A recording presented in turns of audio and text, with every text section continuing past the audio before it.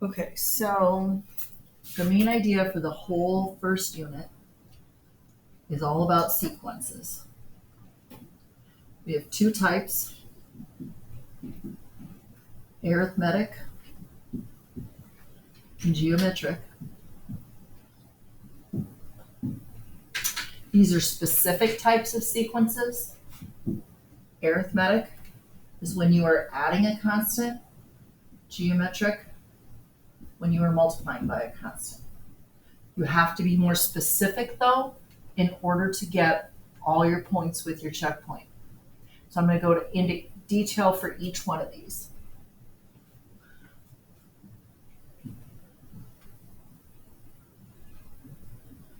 Arithmetic, you are going to add not just a constant, but it's more specific. You have to say either a common difference, you're adding by a common difference, or you can also say rate of change.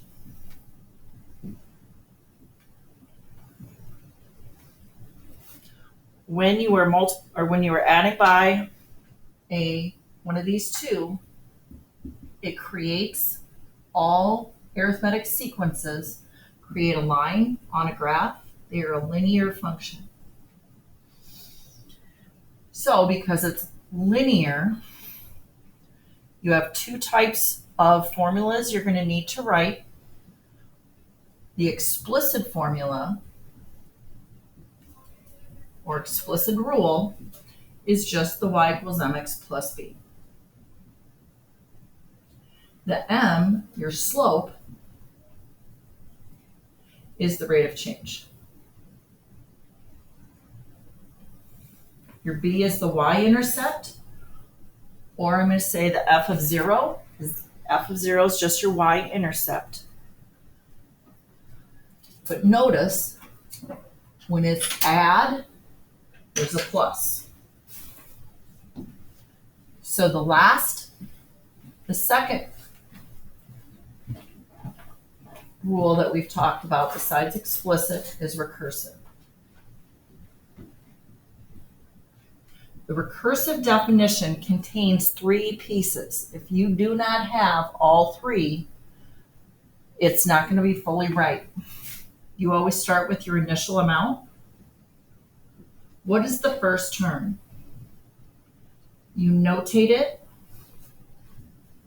by saying f of 1 equals whatever that first term is.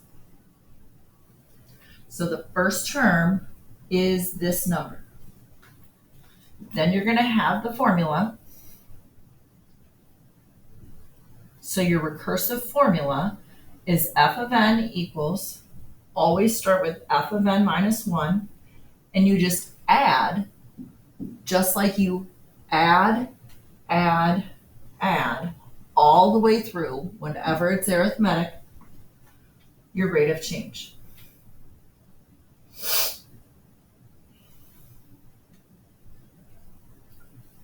So notice this number here is your rate of change, and it goes here. You are identifying it many different places. You're using it all the way through.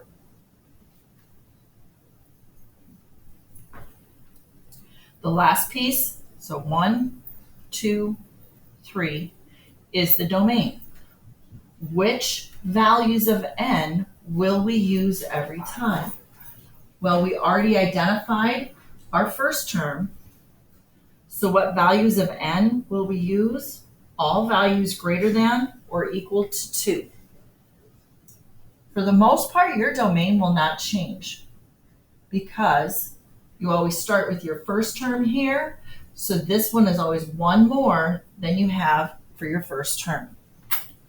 That's everything you should be using for recursive. And that's everything right now that you need to know for arithmetic. You will always need to write these things, but you might be given information in a different way. So let's look at, say I'll just make something up.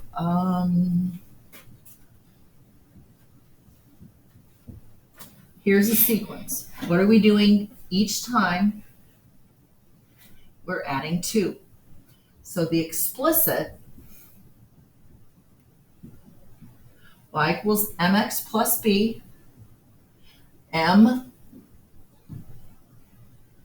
is always what we're doing each time. 2x plus. Now, if this is the first term, I need the 0 term, so I got to go backwards. So I'm going to subtract 2 to figure out my 0 term. So if I go backwards 2 from 7, that's 5. The recursive rule.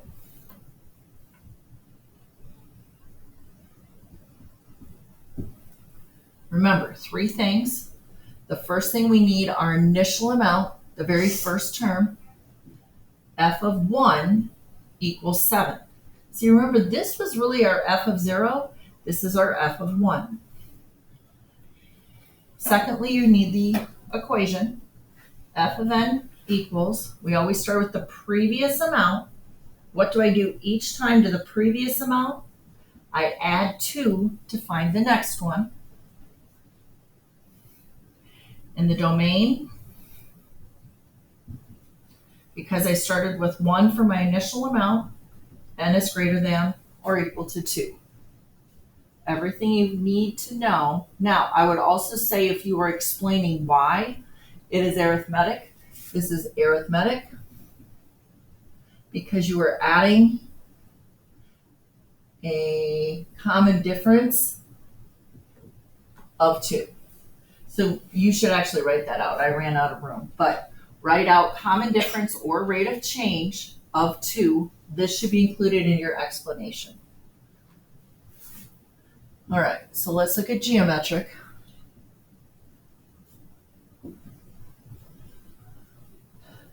In geometric, we're multiplying by a growth factor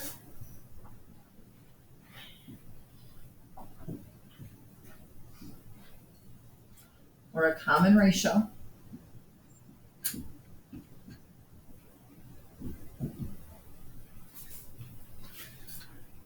So it ends up being an exponential function.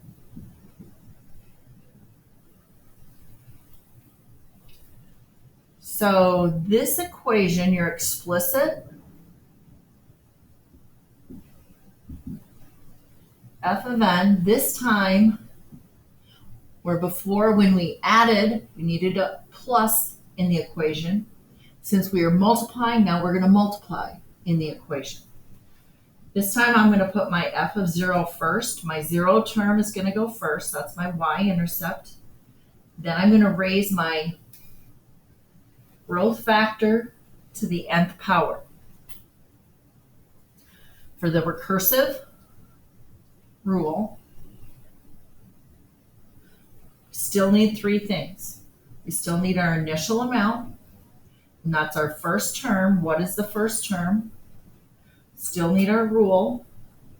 F of n equals f of n minus 1 times, what are we doing each time?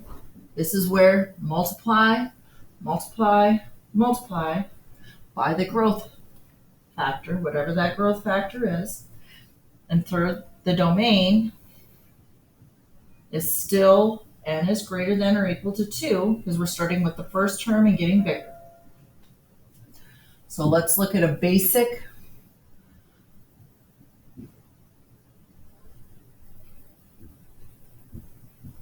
geometric sequence. Multiply by 2, multiply by 2. So it is geometric because I have a growth. I'm multiplying, you have to say multiply, by a growth factor of 2.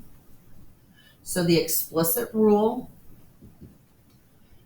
f of n equals, remember, the explicit rule just has 2 pieces. The growth factor is raised to that variable to the nth power. This is our f of 0, so I have to go backwards. If I'm multiplying by 2 going this direction, I'm going to divide by 2 going this way. I'm just going to leave that as a fraction. 3 halves times 2 to the n. That would be the explicit.